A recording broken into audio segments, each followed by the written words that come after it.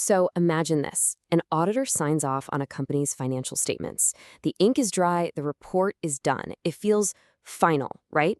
Like a clean bill of health, all sealed up and delivered. But what happens if the very next day a total bombshell of new information lands on their desk? Well, that single question opens up a really critical and honestly often misunderstood part of the auditing world. Let's get into it. Yeah, this is the exact scenario we're going to unpack. Is an auditor's job ever really, truly finished? This one question reveals a fascinating and, frankly, vital part of the audit process that protects the integrity of our entire financial system.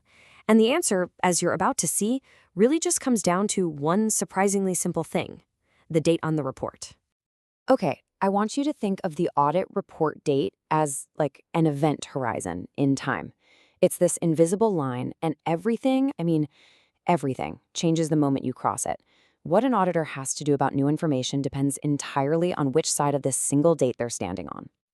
So let's get our bearings with this timeline. It's pretty simple. First, you've got the company's year end. Let's just say December 31st. Then there's the stretch of time where auditors are doing their work, which leads up to the big one, the audit report date. That's the day the auditor literally signs their name. And then after that, the financial statements are officially issued to the public. Our whole story today plays out right around that middle point. All right, first up, let's look at that window of time between the company's year end and the day the auditor actually signs the report. This is not a passive waiting game for the auditor. Not at all. It's a period of what you could call active watch. They're on high alert. The official term for things that happen in this little window is subsequent events. Basically, these are any new events or deals that pop up after the company has closed its books for the year, but before the auditor has finished their work and signed off. And here is the absolute key. The auditor cannot just sit back and wait for this information to fall into their lap. They have an active professional duty to go out and look for these events. They are literally on the hunt for anything that could change the company's financial picture. So how do they actually do this? Well, they're kind of like financial detectives. They're asking management really pointed questions. They're talking to the company's lawyers about, any new lawsuits. They're digging through the minutes from every board meeting. They'll even look at the new financial data from the current year to see if anything looks weird. They are actively searching for clues. Now, not all of these subsequent events are treated the same way. They get sorted into two very different buckets. Type I events give us new info about a situation that was already a problem on December 31st. Type 2 events, on the other hand, are totally new situations that happened completely in the new year.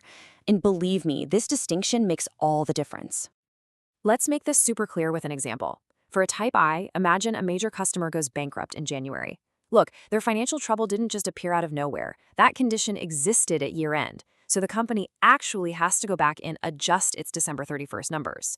Now, for a Type 2, let's say a factory burns down in February. That is a huge, huge deal, but the factory was perfectly fine on December 31st, so you don't go back and change the numbers, but you absolutely have to disclose it in the notes so investors know what happened. See the difference?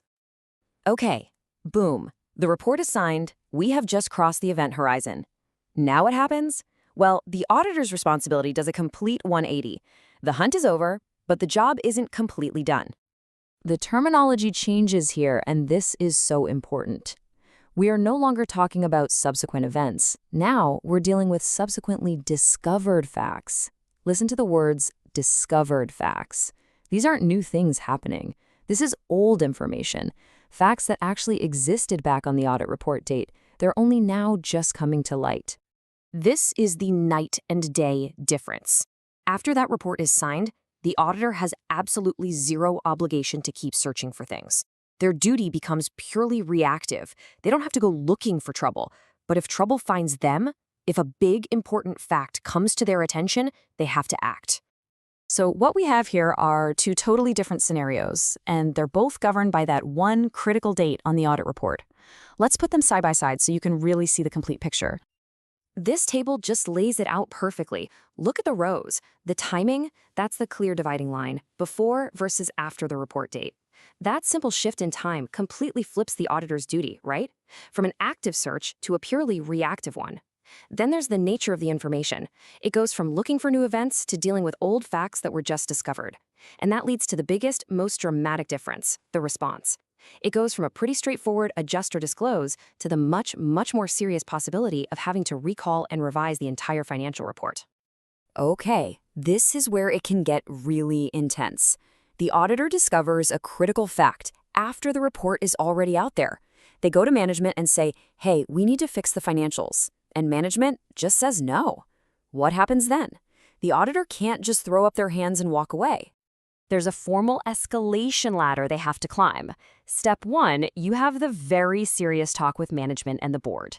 If they still refuse to do anything, the auditor is required to pull the trigger on the ultimate step.